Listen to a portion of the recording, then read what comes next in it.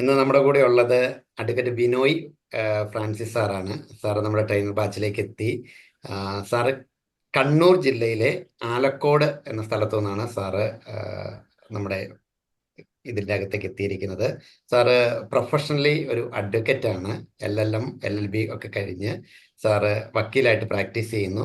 അതേപോലെ തന്നെ സാറിൻ്റെ ഒരു ലേണിംഗ് ഇൻട്രസ്റ്റ് സാറിൻ്റെ ക്വാളിഫിക്കേഷനിലൂടെ കടന്നു പോയി കഴിഞ്ഞാൽ നമുക്ക് കാണാൻ സാധിക്കും. വിവിധ മേഖലകളിൽ സാറ് വിവിധ കോഴ്സുകൾ ചെയ്തിട്ടുണ്ട്.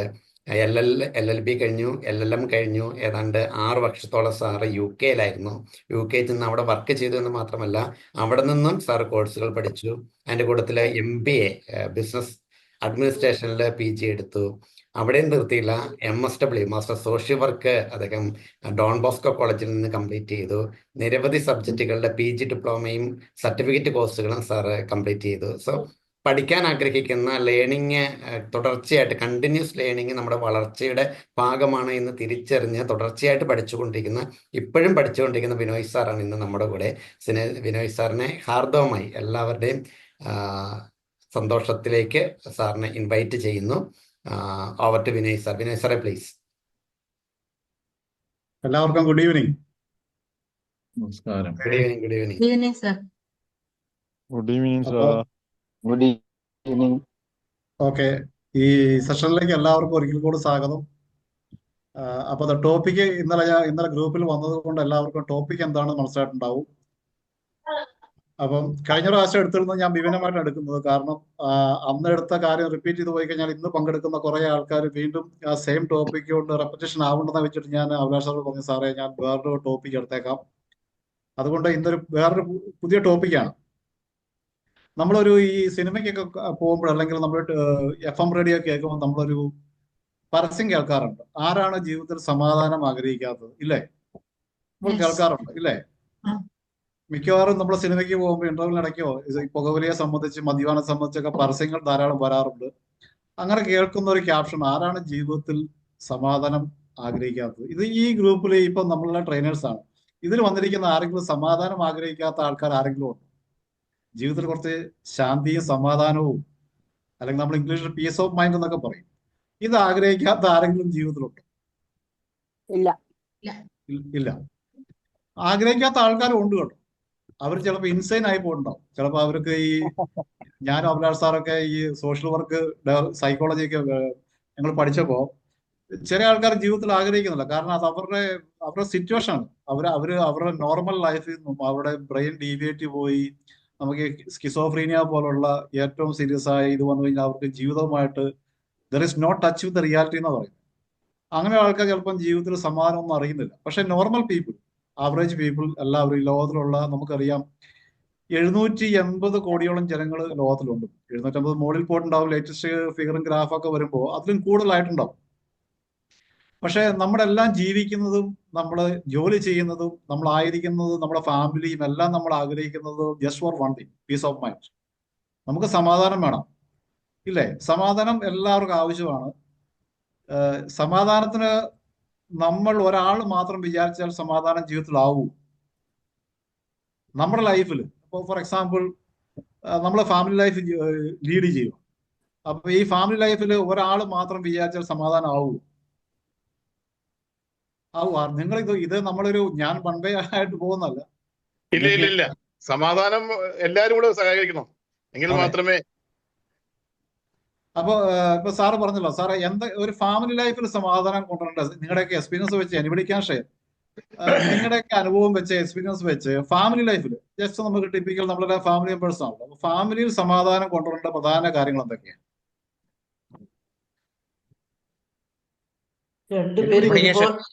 ഹസ്ബൻഡ് ആൻഡ് വൈഫ് ഒരുപോലെ ശ്രമിക്കണം. ഹസ്ബൻഡ് ആൻഡ് വൈഫ് ഒരുപോലെ ശ്രമിക്കണം. അത് എങ്ങനെയൊക്കെ ശ്രമിക്കണം? അതേപോലെ നല്ല പ്രോപ്പർ കമ്മ്യൂണിക്കേഷൻ വേണം. പിന്നെ അഭിപ്രായ വ്യത്യാസങ്ങൾ ഉണ്ടാകാൻ പാടില്ല. അങ്ങനെയാണെങ്കിൽ മ്യൂച്വൽ റെസ്പെക്ട് വേണം. അഭിപ്രായ വ്യത്യാസങ്ങൾ സ്വാഭാവികമായിട്ടും ജീവിതത്തിൽ ഉണ്ടാവുമല്ലോ. ഉണ്ടാവും. അപ്പൊ മ്യൂച്വൽ റെസ്പെക്ട് ഉണ്ടെങ്കിൽ തീർച്ചയായിട്ടും ഉണ്ടാവുകയാണെങ്കിൽ അത് പ്രതികൂലമായി ബാധിക്കും. മ്യൂച്വൽ റെസ്പെക്ട് ഉള്ളതുകൊണ്ട് മാത്രം സമാധാനം വരണമെന്നുണ്ടോ? അതൊരു പ്രധാന ഘടകമാണ്. ഒന്നിച്ച് ആഹാരം കഴിക്കണം. പരസ്പര ബഹുമാനം. യെസ്, അതൊരു കീ വേർഡാണ്. അതാണ് മ്യൂച്വൽ ബഹുമാനം റെസ്പെക്ട് ഉണ്ടെങ്കിൽ എന്ന് പറഞ്ഞാൽ. Understanding, mutual understanding. അണ്ടർസ്റ്റാൻഡിങ് ഇതെല്ലാം ശരിയാണ് നിങ്ങൾ പറഞ്ഞത്. നല്ല പക്ഷേ ഇതിനകത്ത് സൈലന്റ് ആയിട്ടിരിക്കുന്ന തന്നെ അല്ല സൈലന്റ് ആയിട്ടിരിക്കുക. ഇപ്പൊ ഇവിടെ ആരോ പറഞ്ഞതുപോലെ മ്യൂച്വൽ റെസ്പെക്ട് എന്ന് പറഞ്ഞ വാക്ക് അത് വളരെ ഇമ്പോർട്ടന്റ് ആണ്. ഈ മ്യൂച്വൽ റെസ്പെക്ട് വരുമ്പോൾ നമുക്ക് ഹസ്ബൻഡിനും വൈഫിനും അവരുടെ ബൗണ്ടറീസും അവരുടെ സ്ട്രെങ്ത് അവരുടെ പോസിറ്റീവ് അവർക്ക് തിരിച്ചറിയാൻ വേണ്ടി സാധിക്കും. അപ്പൊ വാട്ട് ഷുഡ് ഐ ഡു? ഇപ്പൊ ഹസ്ബൻഡിന് അദ്ദേഹത്തിന്റെ ബൗണ്ടറിയും അദ്ദേഹത്തിന്റെ ചെയ്യേണ്ട കാര്യങ്ങളെ സംബന്ധിച്ച് കൃത്യമായ ഒരു ഐഡിയ ഉണ്ട്. അപ്പൊ അവിടെ പ്രശ്നങ്ങൾ വരുന്നില്ല. വൈഫിനെ സംബന്ധിച്ചോളം ഷീ നോസ് വാട്ട് ഡു. എന്താണ് ഞാനൊരു വൈഫ് എന്ന നിലയ്ക്ക് ഞാൻ ചെയ്യേണ്ടത്, എന്റെ ഫാമിലി അറ്റ്മോസ്ഫിയറിൽ ഞാൻ ഏതെല്ലാം രീതിയിൽ ബന്ധപ്പെട്ട് കഴിഞ്ഞാൽ എൻ്റെ ഹസ്ബൻഡിനോട്, എൻ്റെ മക്കളോട്, അല്ലെങ്കിൽ ഭർത്താവിന്റെ മാതാപിതാക്കന്മാരോട്, അവരുടെ സഹോദരിമാരെ ആരും ആയിക്കോട്ടെ, അവരുടെ ബന്ധുക്കളോട്, ഇവരോടൊക്കെ ഏത് രീതിയിൽ ഞാൻ പ്രോപ്പറായിട്ട് ഇടപെട്ട് കഴിഞ്ഞാൽ അവിടെ സമാധാനം വരുമെന്നുള്ളത് ചിന്തിച്ചു കഴിഞ്ഞാൽ ലൈഫ് മെച്ചപ്പെടുത്താം. അപ്പൊ നമുക്ക് സബ്ജക്റ്റിലേക്ക് തന്നെ പോകാം. 3 പ്രധാനപ്പെട്ട കാര്യങ്ങളാണ് ഇതിനകത്തുള്ളത്. ഞാൻ ഇന്നലെ ഹെഡിങ് കേട്ടതുപോലെ തന്നെ 3 പ്രധാനപ്പെട്ട കാര്യങ്ങളുണ്ട്. നമുക്ക് സമാധാനം വേണമെങ്കിൽ പേഴ്സണലി, ഇനിയിപ്പോ നമ്മൾ കുറച്ച് ഓവറോൾ നമ്മൾ കുറച്ച് കാര്യങ്ങൾ പറഞ്ഞെങ്കിൽ പോലും നമ്മൾ ശരിക്കും ഈ വിഷയത്തിന്റെ ഇതിന്റെ ക്രക്സ് എന്ന് പറയുന്നത്, ഇതിന്റെ ഏറ്റവും കീ ഇതിലേക്ക് വന്നു കഴിഞ്ഞാൽ, ഇത് നമ്മൾ മനസ്സിലാക്കി കഴിഞ്ഞാൽ നമുക്ക് തന്നെ നമ്മുടെ ജീവിതം കുറച്ചുകൂടെ മനോഹരവും ആക്കാം, കുറച്ചുകൂടെ ബ്യൂട്ടിഫുൾ ആക്കാം, കുറച്ചുകൂടെ മീനിങ്ഫുള്ളും ആക്കാൻ സാധിക്കും. അപ്പൊ നമ്മൾ സമാധാനം വേണമെങ്കിൽ നമ്മൾ ആദ്യം കണ്ടെത്തേണ്ട ഒരു പ്രധാനമാണ് സംഗതി സമയം കളയുന്ന കാര്യങ്ങൾ. നമ്മൾ എവിടെയൊക്കെയാണ് സമയം കളയുന്ന കാര്യങ്ങൾ? ജീവിതത്തിൽ എല്ലാവരും തിരക്കുണ്ട്, ജോലിയുണ്ട്, അവരുടെ തൊഴിലുണ്ട്, ഹൗസ് വൈഫ്സ് ആണ്, വീട്ടിൽ അവർക്കും നല്ല ജോലികളുണ്ട്. ഇതിനിടയിൽ പോലും നമ്മൾ എവിടേക്കാണ് ഇത്തരം കാര്യങ്ങൾ ഇടപെടുന്നത്, നമ്മൾ എവിടേക്കാണ് സമയം കളയുന്നതെന്ന് നിങ്ങൾക്ക് ആർക്കും പറയാമോ? സിമ്പിൾ ആണ്. മൊബൈൽ യൂസ് ചെയ്യും. യെസ്, നമ്പർ 1 വില്ലൻ മൊബൈലാണ്. അടുത്തത്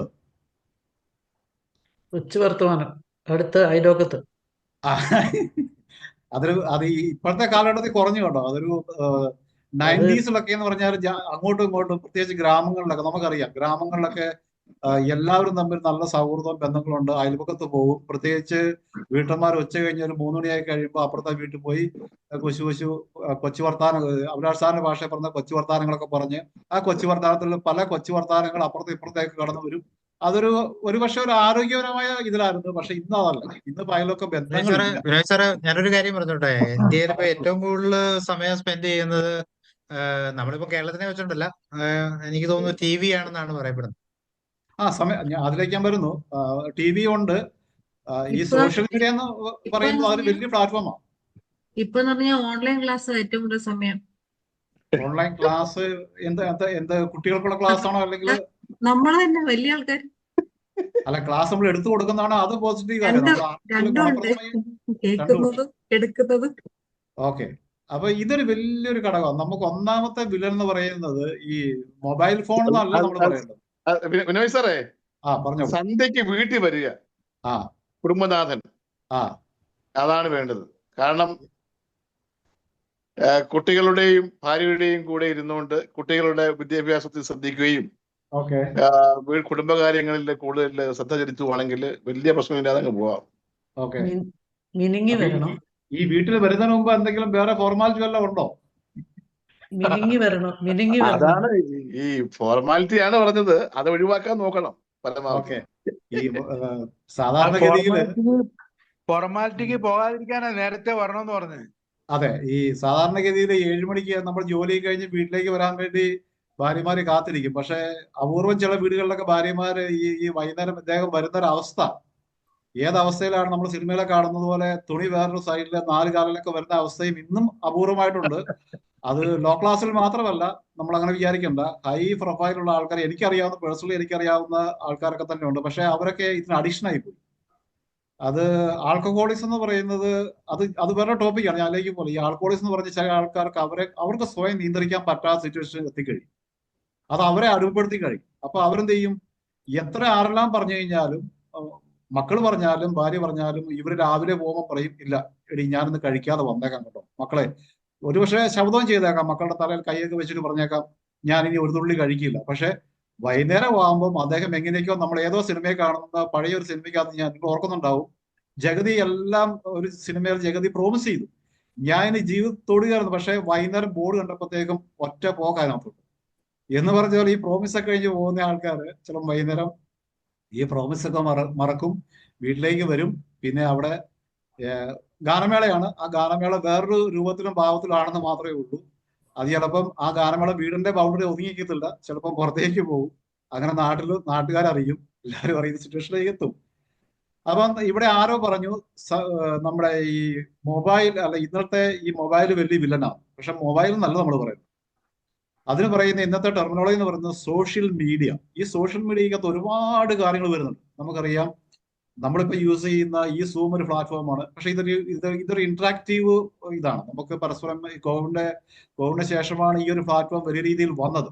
ഇതുകൊണ്ടുള്ള മെച്ചം എന്ന് പറഞ്ഞാൽ നമുക്കിപ്പോൾ അമേരിക്കയിൽ പോകണ്ട, നമുക്ക് ഇവിടെ ഇരുന്നുകൊണ്ട് അമേരിക്കയിലുള്ള ആൾക്കാരും അല്ലെങ്കിൽ ഓസ്ട്രേലിയയിലുള്ളവരോ സിംഗപ്പൂരുള്ള എവിടെയുള്ള ദുബായിലുള്ളവരോ ആരുമായിട്ട് നമുക്ക് ഇതൊരു വലിയ പോസിറ്റീവ്. പക്ഷേ നമ്മൾ നിത്യം യൂസ് ചെയ്യുന്ന നമ്മുടെ ഫേസ്ബുക്ക്, നമ്മുടെ വാട്സാപ്പ്, ഇതൊക്കെ പോസിറ്റീവ് ഉണ്ട്. എല്ലാത്തിലും ഇതിലൊക്കെ പോസിറ്റീവ് ഉണ്ട്. കാരണം ടെക്നോളജി ഇന്ന് വിരൽത്തുമ്പിലാണ്, അറ്റ് ഫിംഗർ ടിപ്പ് എന്നാണ് പറയുന്നത് ടെക്നോളജി. പക്ഷെ ഈ ടെക്നോളജിയെ നമ്മൾ അതിന്റെ നല്ല വശങ്ങൾ സാംശീകരിക്കുക, അത് ഉൾക്കൊള്ളുകയാണെങ്കിൽ that's fine, that's healthy optimum എന്ന് പറയും. പക്ഷെ നമ്മൾ എന്ത് ചെയ്യും? നമ്മൾ ഇപ്പം വെറുതെ ഇരിക്കുക, ഓഫീസിൽ നമ്മൾ റിലാക്സ്ഡ് ആയിരിക്കുമ്പോൾ ഒരു ഇത് വരും, ഫേസ്ബുക്കിലോ വാട്സാപ്പിലോ ഒരു മെസ്സേജ് വന്നു, നമ്മൾ അതിൽ കയറി കഴിഞ്ഞാൽ പിന്നെ നമ്മൾ ഈ കടല് പോലെ പിന്നെ നമ്മളൊക്കെ പോവുകയാണ്. നമ്മൾ അതിലേക്ക് അടുത്തതിൽ തോണ്ടി നമ്മളിവിടെ നമ്മുടെ ജോലി മറക്കും, എല്ലാം മറക്കും. അങ്ങനെ പോകുന്നത് ഇത് നമ്മൾ ഓഫീസിലാണെങ്കിൽ സിറ്റുവേഷൻ എന്താ? നമുക്ക് ഫയറിങ് കിട്ടും. നമ്മുടെ ജോലി തീർക്കുന്നുണ്ടാവില്ല, നമ്മുടെ ജൂനിയേഴ്സിനെ ഗൈഡ് ചെയ്യുന്നുണ്ടാവില്ല. അപ്പം നമുക്ക് തന്നെ ഫയറിങ് നമ്മുടെ അതോറിറ്റിയിൽ നിന്ന് കിട്ടും, അത് സമാധാനം കളയും. അപ്പം ഏറ്റവും ഇന്നത്തെ കാലത്ത് നമ്മുടെ പീസ് ഓഫ് മൈൻഡ് കളയുന്ന ഏറ്റവും പ്രധാനപ്പെട്ട ഒരു സംഗതി എന്ന് പറയുന്നത് ഈ സാമൂഹിക മാധ്യമങ്ങളാണ്, അത് മൊബൈലാണ്. ഇന്നിപ്പോ എനിക്ക് തോന്നുന്നത് നിങ്ങൾ അതിനകത്ത് യോജിക്കും. ഇന്ന് ടി വി കാണുന്ന ഒരു പ്രവണത ജനങ്ങൾ കുറഞ്ഞു വരിക. കാരണം ഈ ടി വിയുടെ എല്ലാ സോഴ്സസും ഇന്ന് നമ്മുടെ ലേറ്റസ്റ്റ് മൊബൈൽ ഫോണിലെല്ലാം ഉണ്ട്. അപ്പൊ ടി വി നമ്മൾ ഈ വിഡ്ഢിപ്പെട്ടി എന്നാ പറയാൻ, വിഡ്ഢിപ്പെട്ടിയുടെ മുമ്പിൽ ഇരിക്കുന്ന ആൾക്കാർ നമ്മുടെ കേരളത്തിലെ സിറ്റുവേഷനിൽ ഒരു സ്റ്റഡി പറയുന്നത് വളരെ കുറഞ്ഞു വരിക. ടി വിക്ക് സെയിൽ കൂടുന്നുണ്ട്, പക്ഷെ ആ ടി വിക്ക് സെയിൽ കൂടുന്ന നമുക്കറിയാം. അത് യൂത്തിന്റെ ഇടയ്ക്ക് ഒരു സ്റ്റഡി നടത്തിയപ്പോൾ ഇവർക്ക് ഈ സിനിമ, നമുക്കറിയാം സിനിമ തിയേറ്ററിൽ പോയി കാണണ്ട, അതില് പൈസ അടച്ചു കഴിഞ്ഞാൽ റിലീസ് സിനിമ ഒരു മിനിമം ടൈം കഴിഞ്ഞാൽ പൈസ കൊടുത്തു കഴിഞ്ഞാൽ നല്ല ഹോം തിയേറ്റർ സിസ്റ്റത്തിൽ കാണാൻ വേണ്ടി സാധിക്കും. അപ്പൊ അങ്ങനെയാണ് ടി വി കൂടുതൽ സെയിൽ ആയി പോകുന്നത്. പ്രത്യേകിച്ച് ഫെസ്റ്റിവൽ സീസൺസ്, നിങ്ങൾ അതിനെക്കുറിച്ചൊന്ന് നിങ്ങൾ ചിന്തിച്ചാൽ മതി, അത് മനസ്സിലാവും. അപ്പോൾ സമാധാനം കളയുന്ന കാര്യങ്ങളിൽ നിന്ന് വിട്ടുവയ്ക്കുക എന്നുള്ള കാര്യങ്ങളിൽ ഏറ്റവും പ്രധാനപ്പെട്ട സംഗതി എന്ന് പറയുന്നത് ഈ സംഗതി തന്നെയാണ്, സാമൂഹ്യ മാധ്യമങ്ങളാണ്.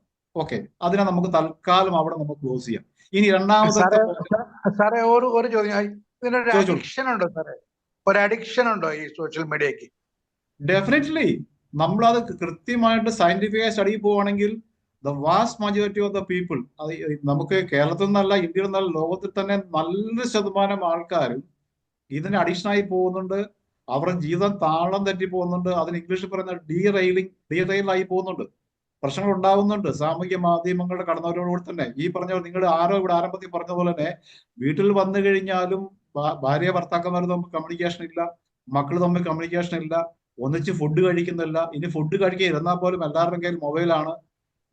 അപ്പൊ ഈ കഴിക്കുന്ന ഭക്ഷണത്തിന് രുചി പോലും അറിയാതെ കഴിക്കുന്ന സവിശേഷത ഉണ്ടായി പോകുന്നുണ്ട്.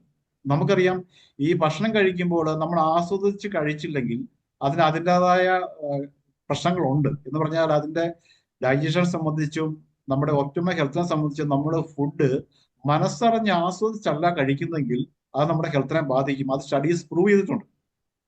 ഇപ്പൊ നമുക്കറിയാം, ഈ ചെറുപ്പക്കാരൊക്കെ ഭക്ഷണം കഴിക്കുന്നത് എങ്ങനെയാ? ഈ ഇയർഫോണും വെച്ച് അല്ലെങ്കിൽ ഐപോഡൊക്കെ വെച്ച് അവർ ചിലപ്പം ഗ്രാൻഡ് പേരൻസിനെ കളിപ്പിക്കുന്നുണ്ടാവും. അവരോട് പറയുന്നത് ഗ്രാൻഡ് പേര I am okay, I am fine എന്നൊക്കെ പറയുന്നത്. പക്ഷെ ഇവർ ഈ തലമുടിയൊക്കെ മൂടി വെച്ച് ഈ ഇയർ പീസൊക്കെ വെച്ച് അവരുടെ ലോകത്താണ്. പക്ഷെ ഇതൊന്നും നിയന്ത്രിക്കാൻ പറ്റുന്ന വെച്ചാൽ നിയന്ത്രിക്കാൻ പറ്റില്ല. കാരണം ലോകം അങ്ങനെ മാറിക്കഴിഞ്ഞു. ഇതൊരു ടെക്നോളജി യുഗമാണ്. ഇനി ഇതിനേക്കാൾ അഡ്വാൻസ്ഡ് ആയ കാര്യങ്ങളാണ് വരാൻ പോകുന്നത്. നമുക്കറിയാം, ഇപ്പം AI ടെക്നോളജി വന്നു കഴിഞ്ഞു, എന്താ ആർട്ടിഫിഷ്യൽ ഇന്റലിജൻസ്. ഇപ്പൊ നമ്മൾ കഴിഞ്ഞ ദിവസം നിങ്ങളെല്ലാം കണ്ടിരുന്ന ഒരു ചെറിയ വീഡിയോ, ഹ്രസ്വമായ AI ഉപയോഗിച്ച് നിർമ്മിച്ച ഒരു വീഡിയോ നിങ്ങൾ കണ്ടിട്ടുണ്ടാവും. ട്രംപ്, ബറാക്ക് ഒബാമ ഇവരെയൊക്കെ വെച്ച് അവരുടെ എത്ര മനോഹരമായിട്ടാണ് AI സാങ്കേതിക വിദ്യ കൂടി അങ്ങനെ വീഡിയോ ഇറക്കിയെന്ന് കണ്ടിട്ടുണ്ടാവും. അപ്പൊ നമുക്ക് ഇനി ഒരു 10 വർഷം കഴിഞ്ഞാൽ ഈ AI ആർട്ടിഫിഷ്യൽ ഇന്റലിജൻസ് നമ്മൾ എവിടേക്ക് എത്തിക്കുമെന്ന് അറിയത്തില്ല. അത് വേറെ ടോപ്പിക്കാണ്, അതിലേക്കാണ് നമ്മൾ പോകുന്നത്. നമുക്ക് തിരിച്ചു വരാം.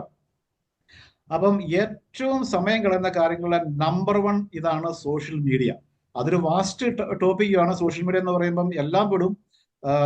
ഈ സയന്റിഫിക് ആയിട്ടുള്ള TV, മൊബൈല്, അതിലുള്ള വിവിധങ്ങളായ ആപ്ലിക്കേഷൻസ്, ഇതെല്ലാം നമുക്ക് ഒരു പക്ഷേ പേഴ്സണലി നമുക്ക് ഇത് തരുന്നുണ്ടെങ്കിലും അറ്റ് ദി എൻഡ് വൈകുന്നേരങ്ങളിൽ ഇത് ഉപയോഗിച്ചുകൊണ്ടുള്ള സ്ട്രെസ്സും ഇതിൽ നിന്നുണ്ടായ ഇമ്പാക്ട്സ് ഉണ്ട്, ആഫ്റ്റർ എഫക്ട്സ്. ചിലപ്പോൾ നമ്മളൊരു വാട്സാപ്പിൽ ഒരു സംഗതി ഇട്ടു, ഒരു 10-200 പേരെ ഗ്രൂപ്പിലേക്ക് നമ്മൾ പോസിറ്റീവായ ഒരു കാര്യം ഇട്ടു, അവിടുന്ന് ഒരു കമന്റ് വരികയാണ്, നീ എന്തിനാ ഈ ഗ്രൂപ്പിൽ കൊണ്ട് ഇതിട്ടെ, നിനക്ക് വേറെ പണിയൊന്നുമില്ലേ, നീ ഞങ്ങളെ പഠിപ്പിക്കാൻ വരുവാണോ?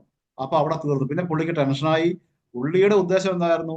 ആ ഒരു മെസ്സേജ് കൊണ്ട് ആ ഗ്രൂപ്പിനെ ചെറിയ രീതിയിൽ ഒന്ന് ഉദ്ദീപിക്കാം എന്നുള്ള ലക്ഷ്യത്തിലാണ് ചെയ്തതെങ്കിലും ആ ഒറ്റ ഇമ്പാക്ട് കൊണ്ട് പുള്ളി അന്നത്തെ ദിവസം സ്പോയിലായി.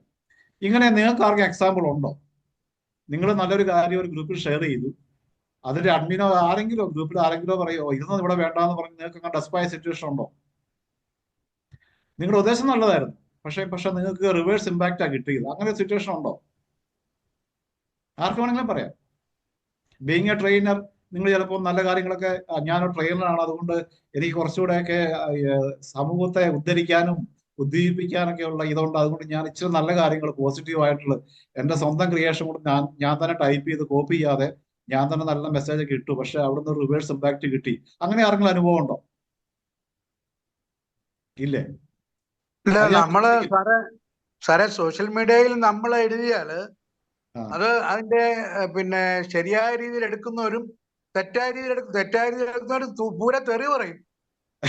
അല്ല, അത് രണ്ടുമുണ്ട്.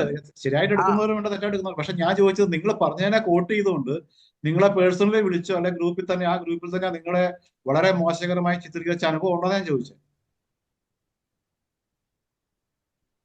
ഉണ്ടോ? ഒന്നുമില്ല എങ്കിൽ ഞാൻ പറയാം. ഇപ്പൊ അഭിലാഷ് സാർ ഇവിടെ ഉണ്ട്. നമ്മുടെ ഗ്രൂപ്പിൽ തന്നെ, നമ്മുടെ അലുമിനി ഗ്രൂപ്പില് നമുക്ക് ആ ഗ്രൂപ്പിനൊരു കൃത്യമായ ലക്ഷ്യങ്ങളുണ്ട്. അവിടെ ഇടേണ്ട കാര്യങ്ങളെ സംബന്ധിച്ച് അവിടെ നമുക്ക് അഡ്മിനായ അഭിലാഷ് സാർ കൃത്യമായി പറഞ്ഞിട്ടുണ്ട്. പക്ഷെ ചില ആൾക്കാർ പുതുതായിട്ട് ഗ്രൂപ്പിലേക്ക് ആഡ് ചെയ്യുന്ന ആൾക്കാർ എന്ത് ചെയ്യും? അവിടെ ഗുഡ് മോർണിംഗ് ഇടും, അല്ലെങ്കിൽ ഗുഡ് ഈവനിങ് ഇടും, അല്ലെങ്കിൽ അവിടെ യാതൊരു രീതിയിലും റെലവെന്റ് അല്ലാത്ത കാര്യങ്ങൾ ഇടുമ്പോൾ അഭിലാഷ് സാർ മായ്ച്ചു കളയുന്നുണ്ടാവും. ഇല്ലേ? ചെയ്തിട്ടുണ്ട്. അത് സാറിന്റെ ഉത്തരവാദിത്തമാണ്. കാരണം ആ ഗ്രൂപ്പിന് ആപ്റ്റായ കറക്റ്റാണ്. ഞാൻ ഒരുപാട് ഡിലീറ്റ് ചെയ്യുന്നുണ്ട്.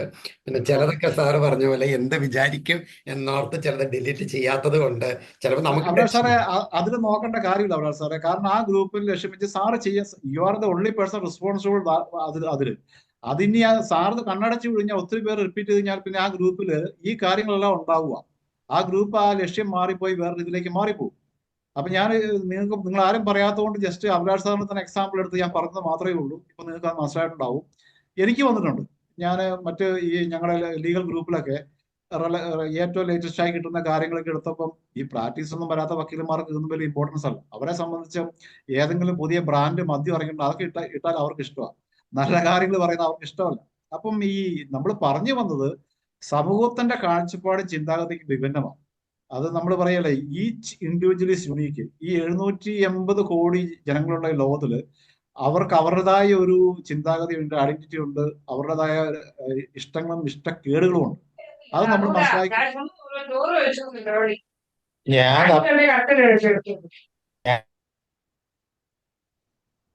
അഭിലാഷ് സാർ അതൊന്നും സാറേ പുതിയ കാലത്തെ പറഞ്ഞോളൂ. നമ്മള് വരച്ച് നിർത്തി നമുക്ക് സോഷ്യൽ മീഡിയയൊക്കെ ഉപയോഗിക്കണമെന്ന് പറയുന്നതിനകത്ത് ഒരു അല്പം ഒരർത്ഥമില്ലായ്മയില്ലേ സാറേ? നമ്മളിപ്പോ നമ്മുടെ ചെറുപ്പക്കാര് പിള്ളേര് അവരെഴുതും, നമുക്കത് വരച്ചിട്ട് നീ വരയ്ക്കകത്ത് നിന്നുകൊണ്ട് എഴുതാവുള്ളൂ എന്ന് പറഞ്ഞു കഴിഞ്ഞാൽ അതത്ര ഒരു നല്ല കാര്യമാണോ? എനിക്കങ്ങനെ തോന്നിയിട്ടില്ല. അതല്ല സാറേ, അതിന്റെ വിഷയം എന്ന് പറഞ്ഞാല് ഈ സാമൂഹിക മാധ്യമങ്ങളിലേക്ക് ലിമിറ്റ് ചെയ്ത് കുട്ടികളെ ആണെങ്കിൽ പോലും വിട്ടുകഴിഞ്ഞാല് കുട്ടികളുടെ പ്രധാന ലക്ഷ്യം എന്താ? അവര് പഠിക്കുക എന്നുള്ളതാണ് ഏറ്റവും പ്രധാനപ്പെട്ട ലക്ഷ്യം. അതുകൊണ്ട് കുട്ടികളെ വിട്ടുകഴിഞ്ഞാൽ അവർ അവരുടെ ഇതിൽ നിന്ന് മാറിപ്പോകും, അവരുടെ ലക്ഷ്യത്തിൽ നിന്ന് മാറിപ്പോകും. നമുക്കറിയാം ഇന്നത്തെ കാലത്ത് എഡ്യൂക്കേഷൻ വളരെ പ്രധാനപ്പെട്ട സംഗതിയാണ്. അതുകൊണ്ട് അതിലേക്ക് നമ്മൾ നിൽക്കില്ല, കുട്ടികളെ ആരും അനുവദിക്കില്ല. പക്ഷെ നമുക്കറിയാം കോവിഡ് വന്ന സമയത്ത് ആ ഒരു വേദിയിലേക്ക് വന്നു. കുട്ടികളെല്ലാം ഓൺലൈനിലേക്ക്, അധ്യാപകർ ഒരു കാലഘട്ടത്തിൽ നിങ്ങൾ ചെയ്യരുതെന്ന് പറയുന്ന സംഗതികളിലേക്ക് കോവിഡ് സമയത്ത് വന്നു. അതിനുശേഷം ഒരുപാട് പ്രശ്നങ്ങൾ കുട്ടികൾക്ക് കൗൺസിലിംഗ് കൊടുക്കേണ്ടി വന്നിട്ടുണ്ട്. എനിക്കറിയാം കൃത്യമായി. കാരണം ഇതിന്റെ അഡിക്ഷൻ കാരണം കുട്ടികൾക്ക് അതിലേക്ക് പുറത്തേക്ക് വരാൻ പറ്റുന്നില്ല. അത് അവരെ താളം തെറ്റിച്ചിട്ടുണ്ട്. കുറെ കുട്ടികൾ വീട് വിട്ടു പോയിട്ടുണ്ട്. ഇത് കൊടുക്കാത്തതിന്റെ പേരിൽ നമുക്കറിയാം കേരളത്തിൽ ഒരു അമ്മയാനെ കൊന്ന സംഭവം വരെ നിങ്ങൾ അറിയാതെ. അപ്പൊ അതൊക്കെ ഒരു തെറ്റായ കാര്യങ്ങളാണ്. അപ്പൊ നമുക്ക് ഇതിനൊക്കെ ഒരു ബൗണ്ടറി വെക്കണം. നമ്മൾ തന്നെ തീരുമാനിക്കണം എത്ര സമയം ഞാൻ ഇത് ഉപയോഗിക്കണം, അല്ലെങ്കിൽ എപ്പോൾ ഞാൻ ക്ലോസ് ചെയ്യണം. അപ്പൊ നമുക്കത് മനസ്സിലായിട്ടും തോന്നുന്നു ഈ കാര്യത്തെ സംബന്ധിച്ച്. അപ്പൊ അടുത്ത ടോപ്പിക്കിലേക്ക് ഞാൻ പോകട്ടെ. ഇതിൽ തന്നെയുള്ള വേറൊരു വിഷയത്തിലേക്ക് ഞാൻ പോവുക. നമ്മൾ പിന്നെ നമ്മുടെ സമാധാനം കളയുന്ന മറ്റൊരു സംഗതിയാണ് ആരോഗ്യം നശിപ്പിക്കുന്ന പ്രവർത്തനങ്ങൾ. ആരോഗ്യം നശിപ്പിക്കുന്ന പ്രവർത്തനങ്ങൾ. അപ്പോൾ സാറേ ജസ്റ്റ് എ സെക്കൻഡ്, ഞാൻ ഒന്ന് പവർ കുത്തിക്കോട്ടെ. ജസ്റ്റ് എ സെക്കൻഡ് സാറേ.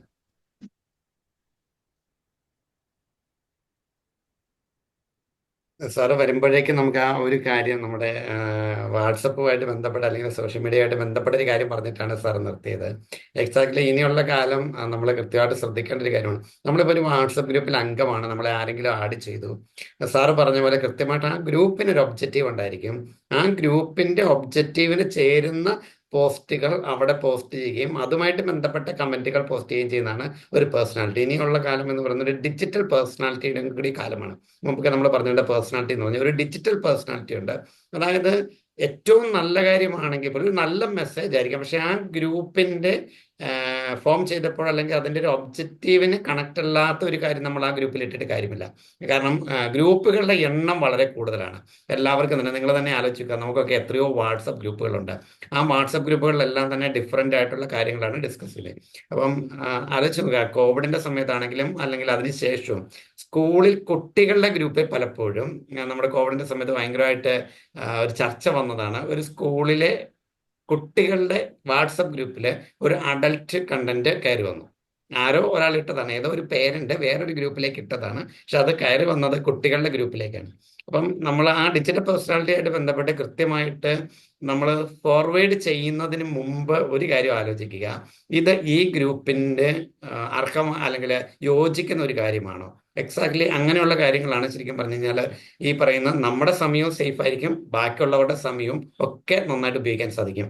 Again over to Vinay sir, charge കുത്തി. ഓക്കെ വിനയ് സാറെ please. Okay, thank you Abhilash സാറേ. ഞാൻ നിങ്ങളോട് ക്ഷമ ചോദിക്കുകയാണ്. ഈ പവർ പോയതുകൊണ്ട് ഞാൻ കുത്തിയാൽ ശരിയായിട്ടുണ്ട്. അതിനിടയ്ക്ക് അഭിലാഷ് സാറ് മനോഹരമായിട്ട് സെഷൻ കൈകാര്യം ചെയ്തു. ഓക്കെ, നമുക്ക് കണ്ടിന്യൂ ചെയ്യാം. അപ്പൊ രണ്ടാമത്തെ പോയിന്റ് എന്ന് പറയുന്നത് ആരോഗ്യം നശിപ്പിക്കുന്ന പ്രവർത്തനങ്ങൾ എന്തൊക്കെയാണ്? നമ്മൾ വിട്ടു നിൽക്കേണ്ട ഈ ആരോഗ്യം നമ്മുടെ നശിപ്പിക്കുന്ന കുറച്ച് കാര്യങ്ങളുണ്ട്. ഓപ്പൺ ഫോറമാണ്, ആർക്ക് വേണമെങ്കിലും പറയാം. എന്താണ് നമ്മുടെ പേഴ്സണൽ ഹെൽത്തിനെ അഫക്ട് ചെയ്യുന്ന ചില കാര്യങ്ങൾ? മദ്യപാനം, പുകവലി. Okay, fast food. ഓക്കെ. ഇനി പോരട്ടെ, ആവശ്യത്തിന് ഉറക്കമില്ലാത്ത ഉറക്കം നടക്കുന്നില്ല. യെസ്, സ്ലീപ്പ് ഡിപ്രിവേഷൻ എന്ന് പറയും. ഓക്കെ, ഇനിയും വരട്ടെ.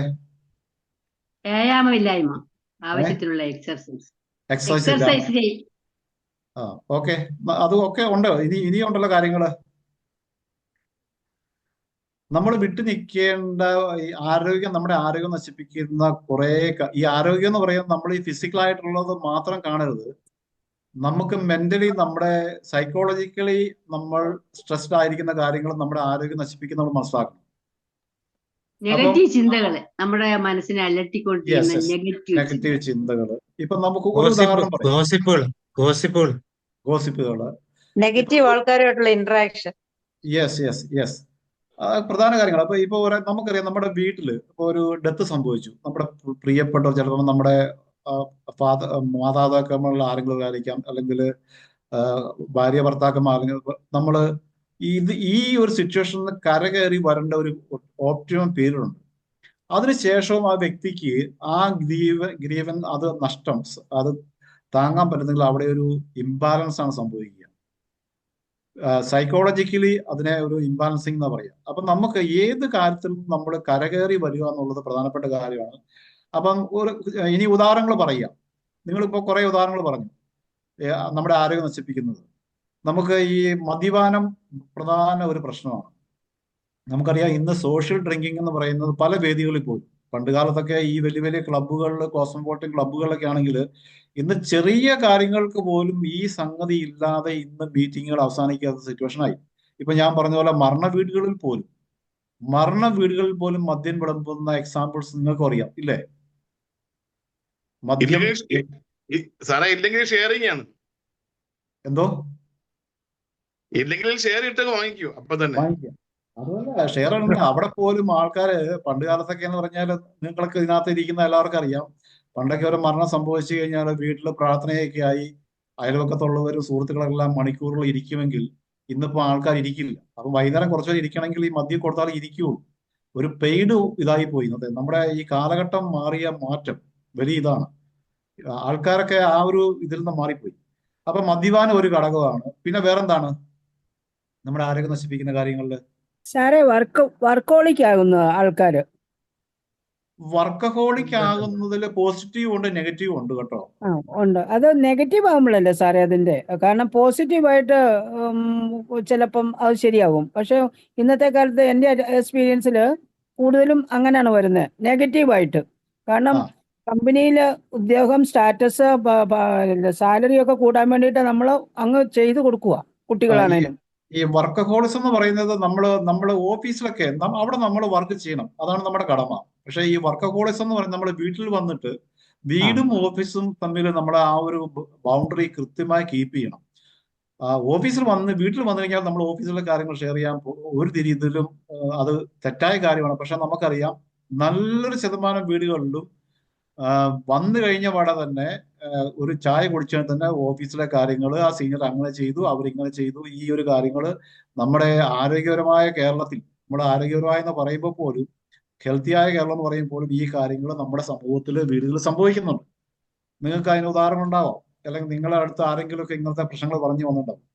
അപ്പം മദ്യപാനമായി ജോലിയുടെ ഇതായി മയക്കുമരുന്ന്, ഡ്രഗ്സ്. ഇത് മയക്കുമരുന്ന് നമ്മൾ ഉദ്ദേശിക്കുന്ന പോലെ പണ്ട് കാലത്തെ മയക്കുമരുന്ന് കഞ്ചാവും ഇതൊന്നും അല്ല. ഇന്നിപ്പോ MDMA എന്നൊക്കെ പറഞ്ഞ സ്കൂൾ കുട്ടികളെ വരെ ടാർഗറ്റ് ചെയ്യുന്ന വലിയ ഗ്രൂപ്പുകളുണ്ട്. ഈ സ്കൂളിനടുത്തുള്ള കടകളൊക്കെ തന്നെയാണെങ്കിലും നമ്മൾ വിചാരിക്കും അവിടെ വിൽക്കുന്ന മുട്ടായിയൊക്കെയാണ്. പക്ഷെ ഇതിന്റെയൊക്കെ നമുക്കറിയാം എത്രയോ കോടിക്കണക്കിന് രൂപയുടെ മയക്കുമരുന്നാണ് നമ്മുടെ കേരളത്തിൽ പോലും. ഇന്നിപ്പോ പാർട്ടികളുണ്ട്, ഡ്രഗ് പാർട്ടികൾ. വലിയ വലിയ 5 സ്റ്റാർ ഹോട്ടലുകളിൽ, 3 സ്റ്റാർ ഹോട്ടലുകളിൽ നമുക്കറിയാം. അടുത്ത ദിവസം ഒരു സംഭവം ഉണ്ടായെന്ന് നിങ്ങൾക്കറിയാം. ഒരു നടിയെയും നടനെയും കൂടെ ഈ ഡ്രഗ് പാർട്ടിയിൽ പോയി, അത് ഉണ്ടായ സംഭവമാണെന്നാണ് ഞങ്ങളുടെ വക്കീലന്മാർ മനസ്സിലാക്കുന്നത്. പോലീസ് അവരെ സേവ് ചെയ്യുന്നുള്ളതാണ് ഏറ്റവും പ്രധാനപ്പെട്ട കാര്യം. കാരണം പൈസയുണ്ടെങ്കിൽ എന്ത് സംഭവിക്കുന്ന നാടായതുകൊണ്ട് ഇതിനെയൊക്കെ മാനിപ്പുലേറ്റ് ചെയ്യാനും ഡീവേറ്റ് ചെയ്തിടാനുള്ള സാങ്കേതിക വിദ്യ നമ്മുടെ നാട്ടിലുണ്ട്. അപ്പം ആരോഗ്യം നശിപ്പിക്കുന്ന കാര്യങ്ങൾ നമ്മൾ ദയവായിട്ട് വിട്ടു നിൽക്കണം. ഉദാഹരണം മദ്യപാനം, പുകവലി, ഡ്രഗ്സ്, സ്ലീപ്പ് ഡിപ്രിവിയേഷൻ. അപ്പൊ അവിടെ ആരോ പറഞ്ഞ റൈറ്റ് പോയിന്റ് ആണ്. ഈ ഉറക്കമില്ലാത്ത അവസ്ഥ എന്ന് പറഞ്ഞാൽ നമ്മുടെ ജീവിതത്തിന്റെ ആയുസ് പുറകോട്ടടിപ്പിക്കുന്ന സംഗതിയാണ്. അതും സയന്റിഫിക്കലി പ്രൂവ് ചെയ്തിട്ടുണ്ട്. നല്ല ഹെൽത്തി ആയ ഒരു മനുഷ്യൻ മിനിമം 8 മണിക്കൂർ ഉറങ്ങണം എന്നാണ് പറയുന്നത്. 8 hours ഓഫ് സ്ലീപ്പ്. അത് നമുക്ക് മാക്സിമം നമുക്ക് കുറയ്ക്കാൻ പറ്റുന്നത് 6.5 hours ആണ്. അത് ഡോക്ടേഴ്സ് കൃത്യമായി പറയുന്നത്. എത്ര ഹെൽത്തിയായി ജോലി ചെയ്യുന്നവരും ഓഫീസ് വർക്ക് ചെയ്യുന്നവരും എല്ലാം തന്നെ 8 മണിക്കൂർ ഉറങ്ങണം. ഇനി അത് സാധിക്കുന്നില്ലെങ്കിൽ ഡെയിലി 6.5 hours എങ്കിലും അത് ഉറങ്ങിയിരിക്കണം. ഈ ഉറക്കമില്ലാത്ത പ്രശ്നങ്ങൾ വലിയ പ്രശ്നങ്ങളാണ്. ദേഷ്യം, അമിതമായ ദേഷ്യം, സന്തോഷമില്ലാത്തത്, പിറ്റേ ദിവസം എഴുന്നേറ്റ് വരുമ്പോൾ ഉന്മേഷം ഉണ്ടാവില്ല. ആ ഉന്മേഷമില്ലാത്തത് വീട്ടിൽ പ്രകടിപ്പിക്കും, ഓഫീസിൽ പ്രകടിപ്പിക്കും. ആരോടൊക്കെ ആ വ്യക്തി ജീവിതത്തിൽ ഇടപെടുന്നോ അവിടെയെല്ലാം പ്രശ്നമുണ്ടാവും. അതുകൊണ്ട് അത്തരം കാര്യങ്ങൾ ഞാനൊന്ന് ആഡ് ചെയ്തിട്ടെ. യെസ്, ഓഫ് കോഴ്സ് സാറേ. പിള്ളേരെ, ഇപ്പോഴത്തെ ചെറുപ്പക്കാരെ പിള്ളേരെ 10 മണി വരെ കഴിച്ചിട്ട് അവന്മാര് 10-ന് കിടക്കും. രാവിലെ 10-നെ പിന്നെ എഴുന്നേക്കുള്ളൂ. അതെ, അതാണിപ്പോ സംഭവിക്കുന്നത്. കാരണം ഇപ്പം വീടുകളിൽ സാറ് പറഞ്ഞ റൈറ്റ് പോയിന്റ് ആണ്. ഇപ്പം വീടുകളിലൊക്കെ എല്ലാവർക്കും അവരുടേതായ പേഴ്സണൽ റൂമുകളായി. പണ്ട് കാലത്ത് അങ്ങനെയല്ല. ഇപ്പം എല്ലാവർക്കും റൂമുകളായി കഴിഞ്ഞാൽ ഈ മാതാപിതാക്കന്മാർ ചിന്തിക്കുന്നത് എന്റെ മോനും മോളും വളരെ ഭംഗിയായി പഠിക്കുകയാണ്, ലൈറ്റൊക്കെ കാണുന്നുണ്ട്, അപ്പൊ നല്ല പഠിക്കുകയാണ്, സന്തോഷത്തിലാണ് മാതാപിതാക്കന്മാരെ കടന്നുറങ്ങുന്നത്. പക്ഷെ ഈ മക്കള് വേറെ ലോകത്താണ്. അവർ ചിലപ്പോൾ ചാറ്റ് ചെയ്യുന്ന അമേരിക്കയിലോ ഓസ്ട്രേലിയയിലോ ഉള്ള ആൾ അവരുടെ ഫ്രണ്ട്സിനോടോ, അല്ലെങ്കിൽ അവർ പരിചയപ്പെടാത്ത, ജീവിതത്തിൽ പോലും നേരിട്ട് കാണാത്ത വ്യക്തികളുമായിട്ട് സംവാദിക്കുകയാണ്. അവർക്കറിയില്ല. ഫേക്ക് ഐഡന്റിറ്റി വെച്ചിട്ടുള്ള ആൾക്കാരിലേക്കും വരുന്നത്. അങ്ങനെ വന്ന് നമ്മുടെ റെയിൽവേ സ്റ്റേഷനിലൊക്കെ പോയി, ഈ കഴിഞ്ഞ ദിവസം ഒരു വാർത്ത നിങ്ങൾ വായിച്ചിട്ടുണ്ടാവും, ഞങ്ങൾ വക്കീലന്മാർക്ക് അറിയാം. പരിചയപ്പെട്ടു റെയിൽവേ സ്റ്റേഷനിൽ വരാൻ പറഞ്ഞു ഒരു പെൺകുട്ടി, ചെറിയ പ്രായമുള്ള പെൺകുട്ടിയാ. എറണാകുളം റെയിൽവേ സ്റ്റേഷനിൽ കണ്ടുമുട്ടിയപ്പോൾ 70 വയസ്സുള്ള പ്രായമുള്ള മനുഷ്യനാണ് മുമ്പിൽ ഇരിക്കുന്നത്. ഫേക്ക് പ്രൊഫൈൽ വെച്ച് പരിചയപ്പെട്ട് പോയി കഴിഞ്ഞ് ഉണ്ടാകുന്ന ദുരന്തം ഇതാണ്.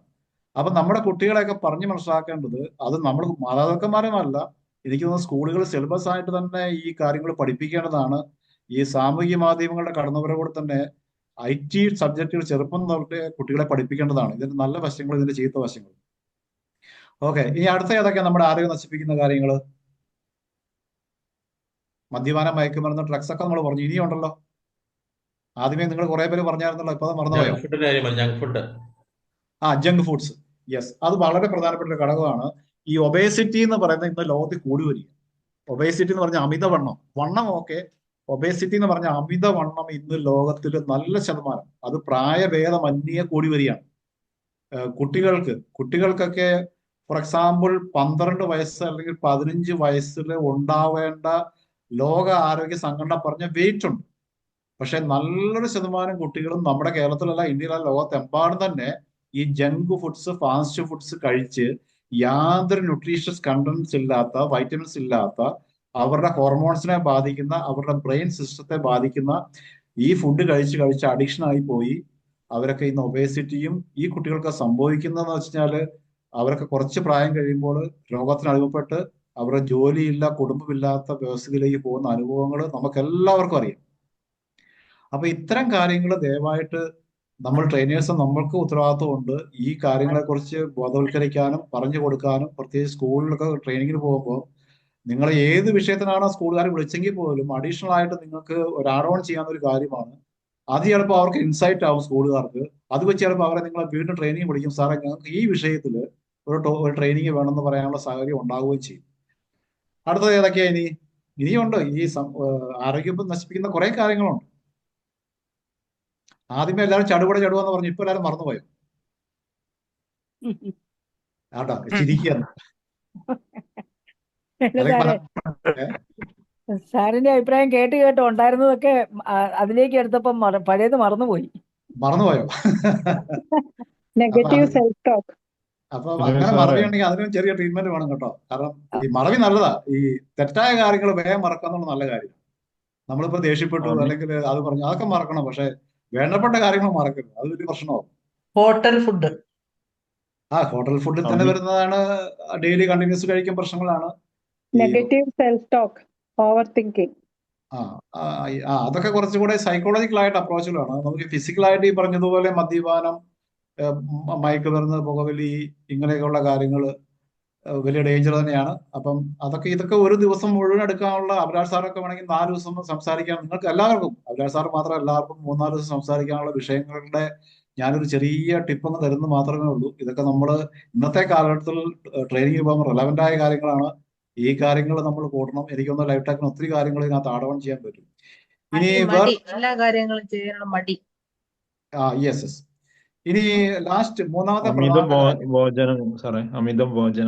അമിതഭോജനം. യെസ്, അമിതഭോജനം. നൈറ്റില് ഒരുപാട് കടകളൊക്കെ ഓപ്പൺ ആക്കിയിട്ടുണ്ടല്ലോ. അത് പിന്നെ നൈറ്റിൽ ഇപ്പൊ കടകൾ നമുക്കറിയാം, നമ്മുടെ ഇപ്പൊ നമുക്ക് 6 വരി പാതയൊക്കെ വരാൻ പോവുക. അവിടെയൊക്കെ രാത്രി കടകൾ വേണ്ടി വരും. കാരണം വെച്ചാൽ ഈ ടൂറിസ്റ്റുകളായിട്ടുള്ളവരും നാഷണൽ പെർമിറ്റ് ലോറി ഓടിക്കുന്ന ആൾക്കാരൊക്കെ രാത്രി ഫുഡ് കിട്ടണമെങ്കിൽ അതൊക്കെ വേണം. അത് വേണ്ടെന്നല്ല, പക്ഷെ അത് നൈറ്റിൽ ജോലി ചെയ്യുന്ന ആൾക്കാരാണ്. അത് നെഗറ്റീവ് ആണെന്ന് പറയാൻ പറ്റില്ല. കാരണം രാത്രി ഡ്യൂട്ടി കഴിഞ്ഞ് പോകുന്നവർക്ക് വീട്ടിൽ പോയി ഭക്ഷണം ഉണ്ടാക്കാൻ സമയം ഉണ്ടാവില്ല. അവർക്ക് കഴിക്കണമെങ്കിൽ അങ്ങനത്തെ സംവിധാനങ്ങളൊക്കെ വേണം. കുറെ ഷോപ്പുകളൊക്കെ വേണം. നമുക്കറിയാം ഈ വിദേശ രാജ്യങ്ങളിലൊക്കെ 24 hours വർക്ക് ചെയ്യുന്ന വലിയ വലിയ സൂപ്പർ മാർക്കറ്റ് നിങ്ങൾക്ക് അനുഭവമുണ്ട്, നിങ്ങളൊക്കെ പോയിട്ടുണ്ടാവും. അതൊക്കെ ഞാൻ പറയുന്നത് അതൊന്നുമല്ല, അതൊക്കെ ഹെൽത്തിയായ കാര്യങ്ങളാണ്. പക്ഷെ ഇതിനകത്ത് നമ്മൾ ചിന്തിക്കേണ്ടത്, ഫിൽട്ടർ ചെയ്യേണ്ടത് കുറെ കാര്യങ്ങളാണ്. ഞാൻ ഒരു മഞ്ഞുമല ടിപ്പായിട്ട് നിങ്ങൾക്ക് കാണിച്ചു തന്നോളൂ, നമുക്ക് ആഡ് ഓൺ ചെയ്യാം. ഇനി മൂന്നാമത്തെ പ്രധാന സംഗതിയും പറയുന്നതും എന്റെ സമയം എത്തും തോന്നുന്നു. മൂന്നാമത്തെ പ്രധാന കാര്യമാണ് സമാധാനം ഇല്ലാതെയാക്കുന്ന ബന്ധങ്ങൾ. അല്ലേ? നമ്മുടെ സമാധാനം കളയുന്ന ബന്ധങ്ങൾ നമ്മൾ വിട്ടുനിൽക്കണം. അത് പ്രധാനപ്പെട്ട കാര്യങ്ങളാണ്. ആ ബന്ധങ്ങൾ എന്ന് പറയുമ്പോൾ നമുക്കറിയാം ഒരുപാട് മേഖലകളുണ്ട്. നമ്മുടെ ഫാമിലിയിൽ തന്നെയാണെങ്കിലും മാരിറ്റൽ റിലേഷനിലാണെങ്കിലും എക്സ്ട്രാ ബന്ധങ്ങള്, അത് ചിലപ്പോൾ നമ്മൾ തന്നെ ആയിരിക്കാം, നമ്മൾ ഐദർ ഓഫ് ദ സ്പൗസസ് ആയിരിക്കാം, അല്ലെങ്കിൽ നമ്മുടെ പ്രായപൂർത്തിയായ മക്കളായിരിക്കാം, അല്ലെ പ്രായപൂർത്തിയാകാത്ത മക്കളായിരിക്കാം, നമ്മുടെ ഫ്രണ്ട്സ് ആയിരിക്കാം, ആരും ആയിക്കോട്ടെ. ഇങ്ങനെ നമ്മുടെ സമാധാനം കളയുന്ന ബന്ധങ്ങൾ നമ്മൾ വിട്ടേക്കണം. അതിൽ നിങ്ങൾക്ക് എക്സാമ്പിൾസ് ആയിട്ട് ആർക്കെങ്കിലും നിങ്ങൾ പറയാൻ പറ്റും, ആഡ് ഓൺ ചെയ്യാൻ പറ്റുമോ? അല്ല, അങ്ങനെയുള്ളവരെ നമ്മൾ അവഗണിച്ച് വിട്ടാ പോരെ സാറേ?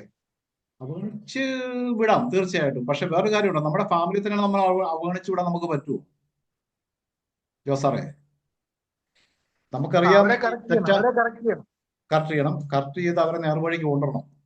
അപ്പൊ ഞാൻ ചോദിച്ചത് എത്രയാണ്, നമ്മുടെ സമാധാനം ഇല്ലാതാക്കുന്ന ഓപ്പൺ ഷെയറിംഗ് ആണ് ഞാൻ ചോദിക്കുന്നത്. സാറേ, സാമ്പത്തിക ബാധ്യതകളെ ഉണ്ടാകുമ്പോൾ അത് ഒരു ടെൻഷൻ ഉണ്ടാകത്തില്ലേ? സാമ്പത്തിക ബാധ്യതകൾ ഉണ്ടാകുമ്പോൾ ടെൻഷൻ ഉണ്ടാവും എന്ന് വെച്ചാൽ സ്വാഭാവികമായിട്ട് ഉണ്ടാകും. പക്ഷെ ഇന്ന് സാമ്പത്തിക ബാധ്യതകൾ കടബാധ്യത ഇല്ലാത്ത ഈവൻ ബിൽഗേറ്റ്സിനോട് ചോദിച്ചപ്പോൾ അദ്ദേഹത്തിന് കടമുണ്ട്. മുകേഷ് അംബാനിയോട് ചോദിച്ചാൽ അദ്ദേഹത്തിന് കടമുണ്ട്. അല്ല, വരുമാനം കുറയുകയും ചെലവ് കൂടുകയും ചെയ്തു. അവിടെയാണ് നമ്മൾ പഠിക്കേണ്ട ഫിനാൻഷ്യൽ മന്ത്ര. അത് നമ്മൾ പഠിക്കാത്തവനെ പഠിപ്പിക്കാത്തത് കൊണ്ടാണെന്ന് അറിയില്ല. വരവിൽ കഴിഞ്ഞ് ചെലവ് ചെയ്യുമ്പോൾ സ്വാഭാവികമായിട്ടും നമ്മൾ പ്രശ്നത്തിലേക്ക് വീഴും.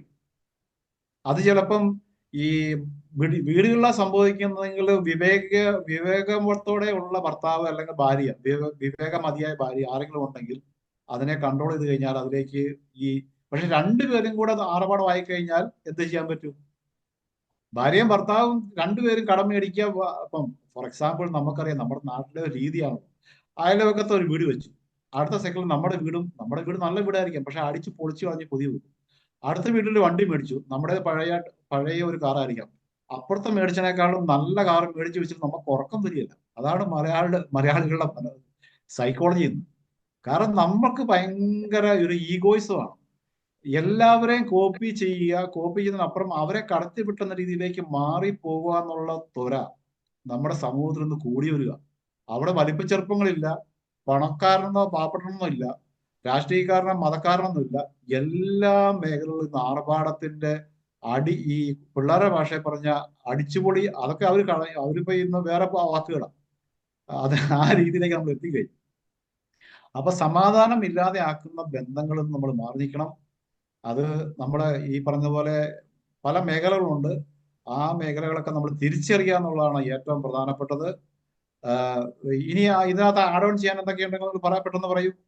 ഞാൻ വൺവയായിട്ട് സംസാരിക്കുന്നില്ല, നിങ്ങൾക്ക് ആഡ് ഓൺ ചെയ്യാം, സപ്ലിമെന്റ് ചെയ്യാം. അപ്പൊ നിങ്ങളെ സാറേ, എന്തോ ഭർത്താവിന് സാമ്പത്തിക ബാധ്യതയുണ്ട്.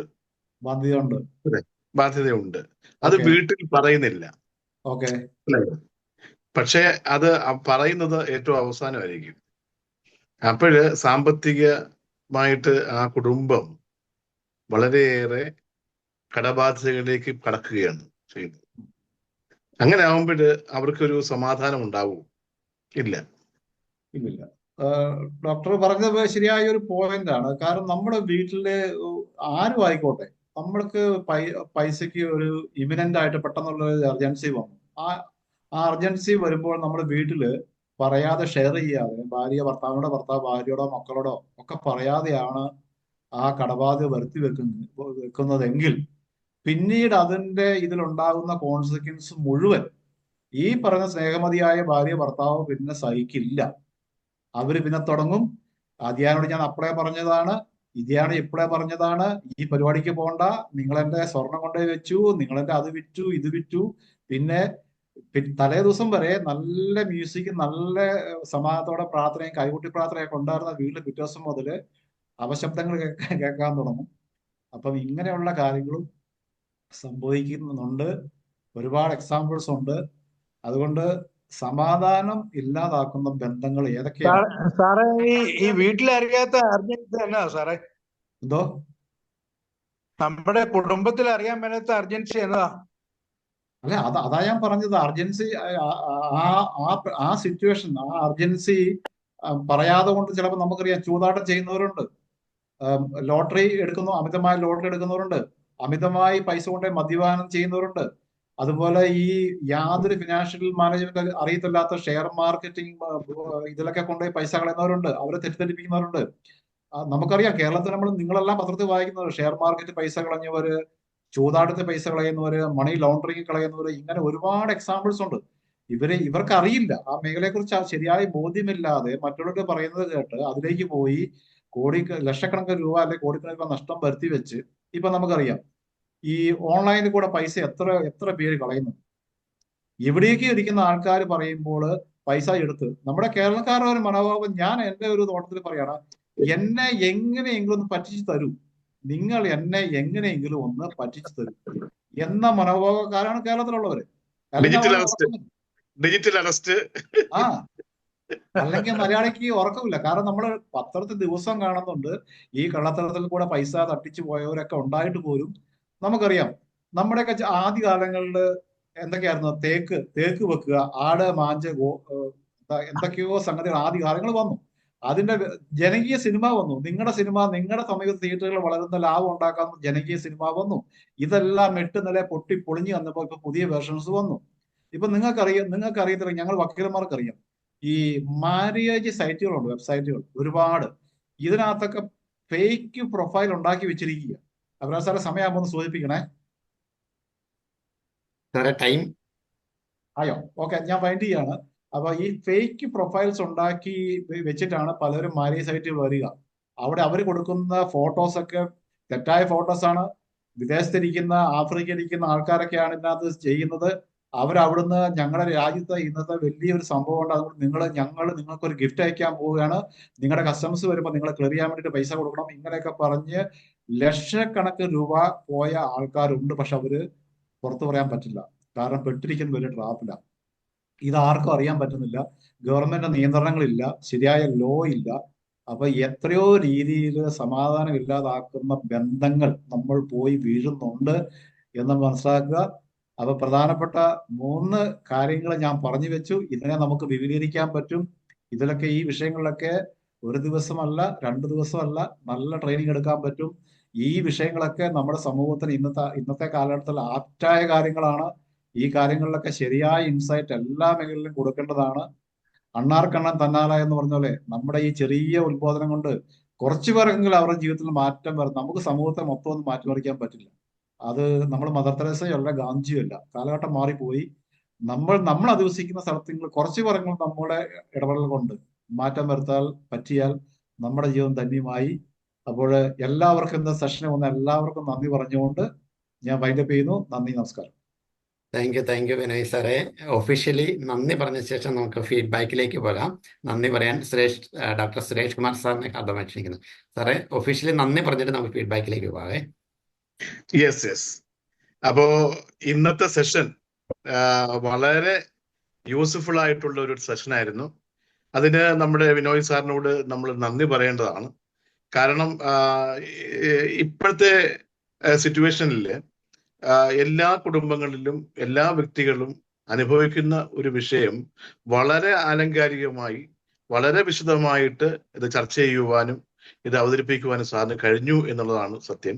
അപ്പൊ അതുകൊണ്ട് സാറിന് ഈ ഫ്ലോറിൽ വന്നവർക്കും ലൈഫ് ടെക്കിന്റെ പേരിലും ഉള്ള നന്ദിയും കടപ്പാടും അറിയിക്കുന്നു. നന്ദി, നമസ്കാരം.